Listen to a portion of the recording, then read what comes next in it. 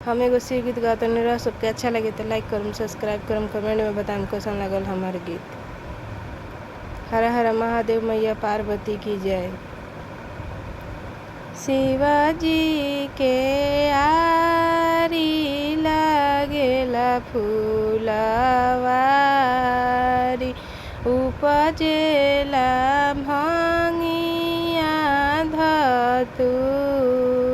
शिवाजी के आरी लागेला फूलवारी, उपजेला भंगिया धतूर, उपजेला भंगिया धतूर। अरे तनिए साए गौरा भंगिया रगरे तू, मोरा मन भैले बैराग,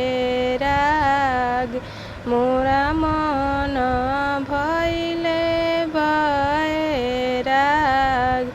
अरे भंगिया पीसत गौरा के अंगूरी पीरइले, शिवाजी से अरज हमार। अरे भंगिया पीसत गौरा के अंगूरी पीरइले, शिवाजी से अरज हमार। तनिए साए शिवाजी नैहर विदा करती हो, मोरा मारो वसया छोधाय। तनिए साए शिवाजी नैहर विदा करती हो, मोरा रोसे छोधाय। अरे लाले रंग डोलिया सब उजर रंग ओ हारावा, लागी गईले बत्ती सो कहार।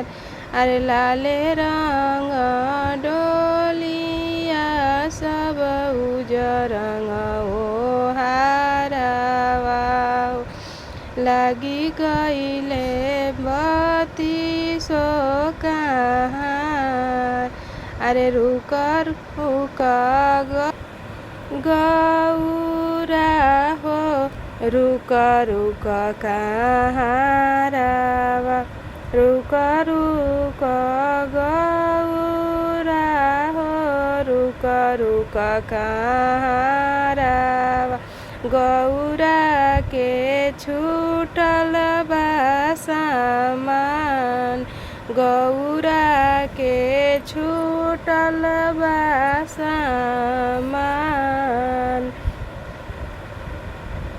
अरे ससुरा के बतिया गौरा नैहर जानी कही हो, केहू ना दुख हरि है तोहार, केहू ना दुख हरि है तोहार।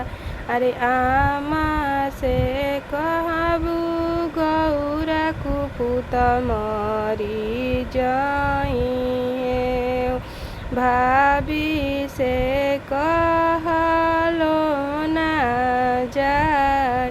अरे आमा से कहबू कुपुत मरी जाइए, भाभी से कहलो ना जाए। अरे भाभी से कहबू त हंसी में उड़ाई है, केहू ना दुख हरि है तोहार, केहू ना दुख हरि है तोहार। अरे अरे चाची से कहबू त झगड़ा में हंसी है, केहू ना दुख हरी है तोहार। अरे चाची से कहबू त झगड़ा में हंसी है, केहू ना दुख हरी है तोहार, केहू ना दुख हरी है तोहार। शिवाजी के आरी लागेला फूलवारी, उपजेला भंगिया धतूर, उपजेला भंगिया धतूर। जय श्री शंकर मैया पार्वती की जय। हमार गीत अच्छा लगे तो जरूर लाइक करम, सब्सक्राइब करम, कमेंट करम, शेयर करम।